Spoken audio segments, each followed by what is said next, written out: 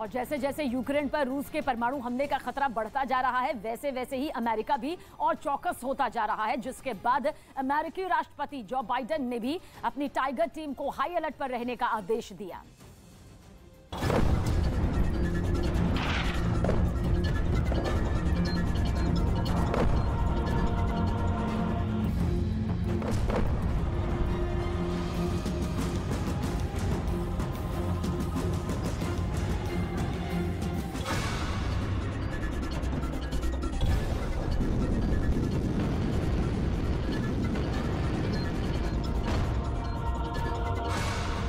रूस के केमिकल हथियार कैसे होंगे बेअसर?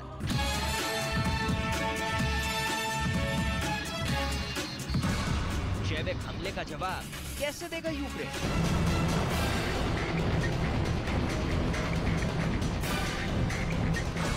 पुतिन के पंजे से ज़ेलेंस्की को कौन बचाएगा?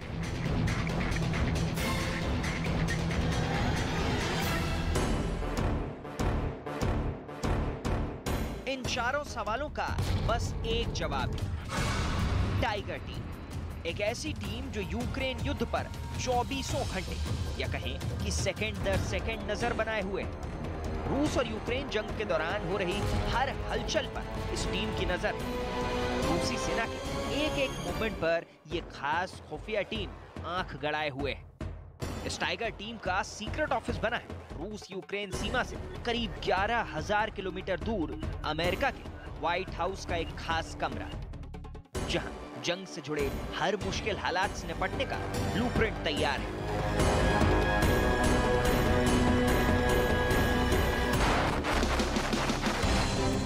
व्हाइट हाउस की टाइगर टीम बाकायदा टेबल टॉप रिहर्सल करके पूरे प्लान को तैयार कर चुकी है। व्हाइट हाउस के इस रूम में टेबल पर ही अमेरिका की टाइगर टीम ने रूस के खिलाफ जवाबी जंग का ब्लूप्रिंट तैयार कर लिया है। इस टाइगर टीम की टास्क लिस्ट में शामिल है पुतिन के परमाणु हमले का जवाब कैसे देना है, केमिकल अटैक से यूक्रेन वालों को कैसे बचाना है, जैविक हमला होने पर क्या एक्शन लिया जाए, वहीं युद्ध में फंसने पर यूक्रेन के राष्ट्रपति ज़ेलेंस्की की जान कैसे बचानी है। एक महीने के युद्ध में पुतिन की सेना ने यूक्रेन की तस्वीर बदल दी।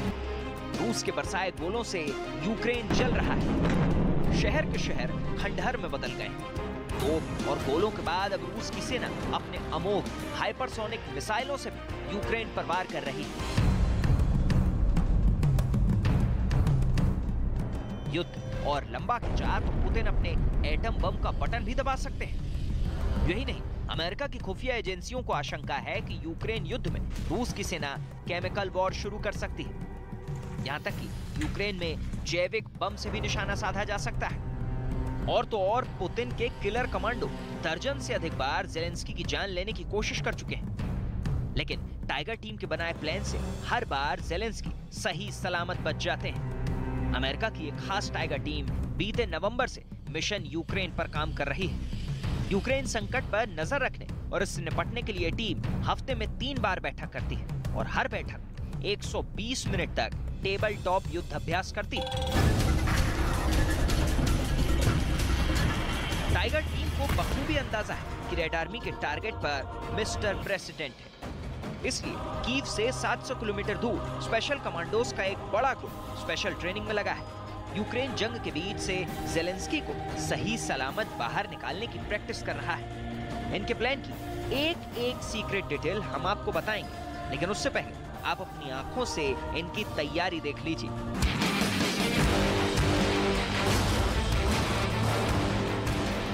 ये उसी खास ऑपरेशन को अंजाम तक पहुंचाने की फुल प्रैक्टिस में लगे हैं। ये ज़ेलेंस्की को जिंदा बचाने वाले मिशन की रिहर्सल कर रहे हैं। इनके ऑपरेशन की पूरी डिटेल्स हम सिलसिलेवार तरीके से आपको बताएंगे, लेकिन सबसे पहले ये जान लीजिए, ये दुनिया के सबसे खतरनाक कमांडो माने जाते हैं। इनका नाम इनके काम की पहचान है।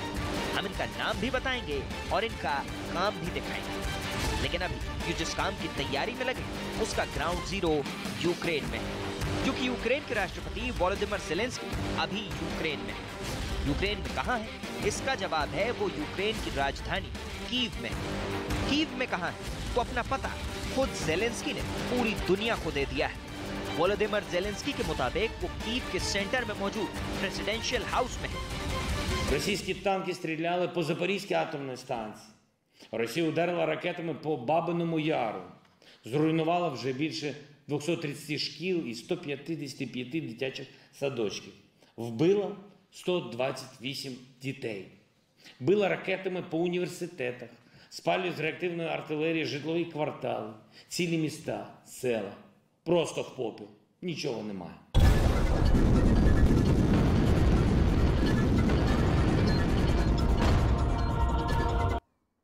क्या होगा अगर रूस यूक्रेन पर परमाणु हमला कर देगा? क्या यूक्रेन तबाह हो जाएगा? क्या ज़ेलेंस्की मारे जाएंगे? ज़ेलेंस्की को निशाना बनाना रूस के लिए अब टेढ़ी खीर बन चुका है, क्योंकि रूस की हर चाल का जवाब देने को पूरी तैयारी ज़ेलेंस्की ने कर रखी है। रूस की सेना कीव को चारों ओर से घेरे हुए है। कीव पर कब्जा जमाने के बाद रूस की सेना का सबसे पहला टारगेट यूक्रेन के राष्ट्रपति वोलोदिमीर ज़ेलेंस्की रहने वाले हैं। लेकिन जंग के बीच ज़ेलेंस्की को जिंदा निकालने की तैयारी पूरी हो चुकी है। पुतिन की सेना को चकमा देने का फुल प्रूफ प्लान तैयार है, बस उस पल का इंतजार है। इस खास कमांडो दस्ते में अमेरिका के नेवी सील्स और ब्रिटेन के SAS कमांडोज शामिल हैं। इस स्पेशल टीम को नेटो देश लिथुआनिया के एक एयरबेस पर हाई अलर्ट पर रखा गया है, ताकि मुश्किल हालात में ज़ेलेंस्की को सही सलामत यूक्रेन से बाहर निकाला जा सके। इस स्पेशल टीम में 150 US नेवी सील्स कमांडो और 70 British special air service commando शामिल हैं। यानी दुनिया के 220 घातक कमांडोज ज़ेलेंस्की के लिए महाकवच बनने वाले हैं, जो कि अभी कीव से 700 किलोमीटर दूर लिथुआनिया के एक एयरबेस पर प्रैक्टिस कर रहे हैं। ब्रिटेन के मशहूर अखबार द सन का हवाला देते हुए रूसी मीडिया स्पुतनिक ने दावा किया कि ये कमांडो दिन के 24 घंटे रेडी टू रेस्क्यू मोड में है। यूक्रेन की राजधानी कीव को रूस की सेना घेर चुकी है।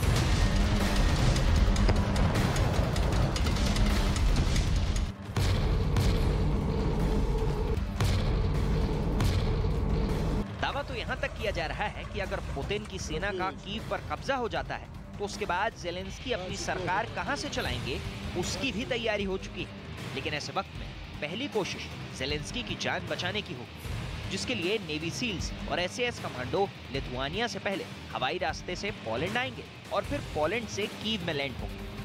क्योंकि लिथुआनिया और यूक्रेन के बीच में बेलारूस है, जो रूस का जिगरी यार और ज़ेलेंस्की का जानी दुश्मन बना हुआ है। कीव के कुरुक्षेत्र में पहुंचकर नेवी सील्स और SAS कमांडो कैसे अपना काम करेंगे, उसका ट्रेलर पूरी दुनिया देख चुकी है। नेवी सील्स ने ही पाकिस्तान में छिपे अल-कायदा आतंकी ओसामा बिन लादेन को ढेर किया था। लादेन को ढेर करने वाले ऑपरेशन की खबर पाकिस्तान की सरकार और वहां की सेना तक को नहीं पता चल पाई थी। नेवी सील्स के उस ऑपरेशन को वॉशिंगटन में अपने सरकारी आवास व्हाइट हाउस में बैठकर तब के राष्ट्रपति बराक ओबामा ने लाइव देखा था। तब नेवी सील्स का टारगेट ओसामा को मारने का था, लेकिन अब उनका मिशन ज़ेलेंस्की को जिंदा बचाने का होगा।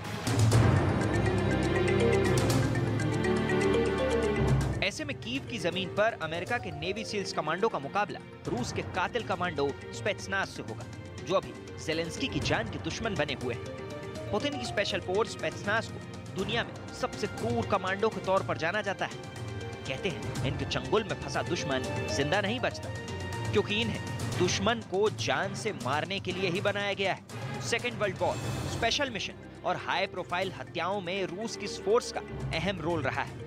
लेकिन कीव की धरती पर इनका सामना अमेरिका के सील्स कमांडो और ब्रिटेन के स्पेशल एयर सर्विस कमांडो से हो सकता है, जिनका मिशन ज़ेलेंस्की को जिंदा बाहर निकालने का होगा। नेवी सील्स और SAS कमांडोज पहले ज़ेलेंस्की को अपने कवर में लेंगे, फिर हवा या फिर सड़क के रास्ते उन्हें पोलैंड सीमा पर लाएंगे और फिर या तो ज़ेलेंस्की को पोलैंड में किसी सेफ हाउस तक पहुंचाएंगे या फिर उन्हें लिथुआनिया ले जाएंगे, जहां से वो कीव आएंगे।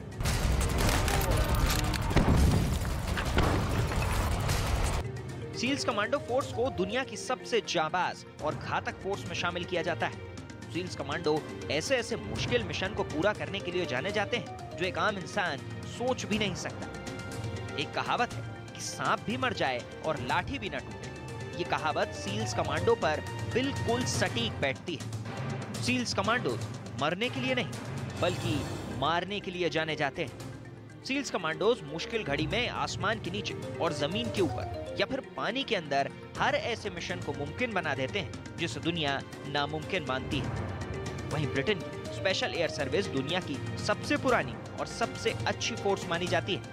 ये दुनिया की सभी स्पेशल फोर्सेस के लिए मिसाल रही है।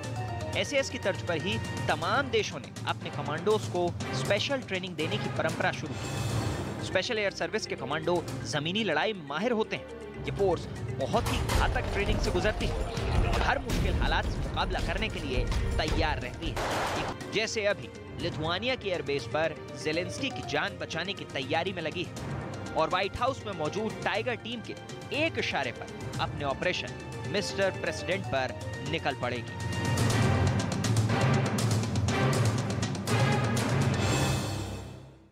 रूस और यूक्रेन का महायुद्ध अब 33वें दिन तक जा पहुंचा और आज इस बीच दोनों देशों के बीच एक नए दौर की बातचीत भी शुरू होने जा रही है, जिससे उम्मीदें जरूर जगी हैं। ये बातचीत तुर्की में होगी, जिसमें दोनों देशों के प्रतिनिधि शामिल होंगे और खबर है कि बातचीत का ये दौर आज से शुरू होने जा रहा है, जो कि 30 मार्च तक चलेगा, जिसमें युद्ध विराम के तमाम पहलुओं पर दोनों देशों के प्रतिनिधि आपसी चर्चा बातचीत करते हुए नजर आएंगे। हालांकि ये भी कहा जा रहा है कि रूस की तरफ से उसकी शर्तें मानने का दबाव यूक्रेन पर जरूर होगा, क्योंकि रूस इसका जिक्र एक बार नहीं कई बार कर चुका है कि यूक्रेन को उसकी शर्तें माननी होगी। बिना शर्त उसे टेबल पर आना होगा, बातचीत अगर वो चाहता है, बीच का रास्ता चाहता है। तो जिस बातचीत का जिक्र किया जा रहा है, जिसकी शुरुआत आज से होने जा रही है, जो कि 30 मार्च तक चलने वाली है, उसे लेकर राष्ट्रपति ज़ेलेंस्की ने कहा कि आमने सामने की ये बैठक अवसर और जरूरत दोनों है। इसके परिणाम क्या होंगे इसका भी जिक्र करते हुए नजर आए। ज़ेलेंस्की जानते हैं कि जिस तरह से यूक्रेन बर्बाद हो रहा है, तबाह हो रहा है, ऐसे में बीच का शांति का रास्ता निकलना बेहद जरूरी है। इसलिए आमने सामने की बैठक को उन्होंने अवसर और जरूरत दोनों करार दिया। Попереду і новий раунд переговорів, бо ми шукаємо миру, реально, без затягування. Як мені доповіли, є можливість і потреби для очної зустрічі вже на території Туреччини. Це непогано. Подивимось на результат наші.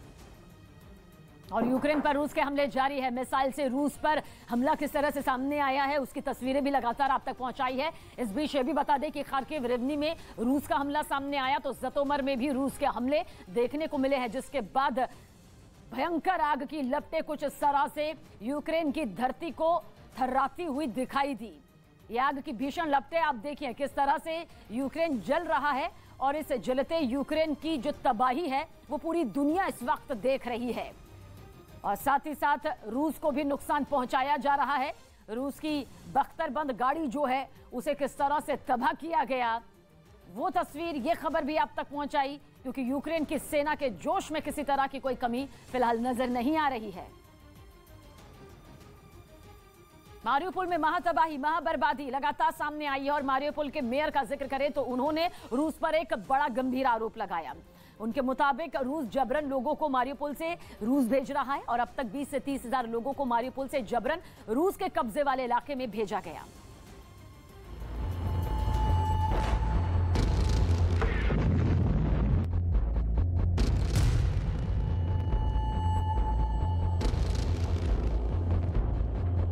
आसमान में धुएं का गुबार है।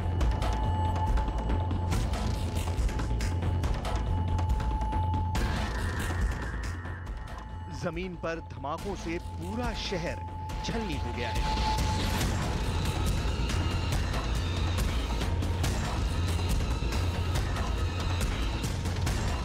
रूसी फौज यूक्रेन पर कब्जे के लिए रातों दिन तबाही की नई कहानी लिख रही है।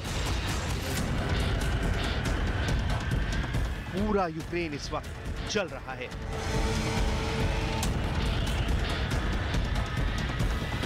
पुतिन के सैनिक लड़ाके ज़ेलेंस्की को झुकाने के लिए युद्ध की नई नई रणनीति पर काम कर रहे हैं।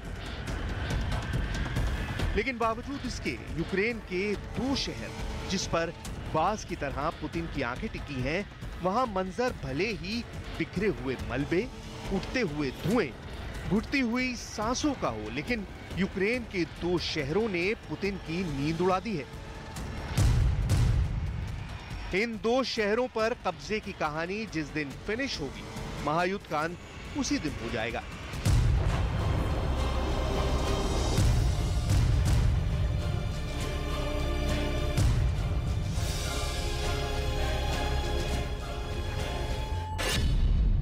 लेकिन फिलहाल मारियुपोल और राजधानी कीव में यूक्रेन की जाबाज सेना अपने से कई गुना ताकतवर रूसी सेना से लोहा ले रही है। А ми чуємо це годинами, днями, тижнями. Наші люди чують це постійно. І одразу беруть дітей, допомагають старим, йдуть в укриття, у підвали, щоб врятуватись, щоб вижити. पुतिन की लाख चाहतों के बावजूद मारियुपोल और कीव पर पुतिन के कब्जे का सपना अधूरा है। लेकिन सवाल है, कीव तो राजधानी है, मारियुपोल में ऐसा क्या है जहां रूसी सेना आधिपत्य जमाने के लिए बेचैन और बेकरार है? राजधानी कीव से मारियुपोल की दूरी करीब 781 किलोमीटर है, लेकिन हालात दोनों के एक जैसे हैं। मतलब दोनों शहर रूसी फौजों को अपने ऊपर काबिज होने से रोकने में अब तक सक्षम है। लेकिन फिलहाल उस सवाल का जवाब तलाशते हैं जिसके पीछे मारियुपोल पर कब्जे की पुतिन की प्लानिंग है।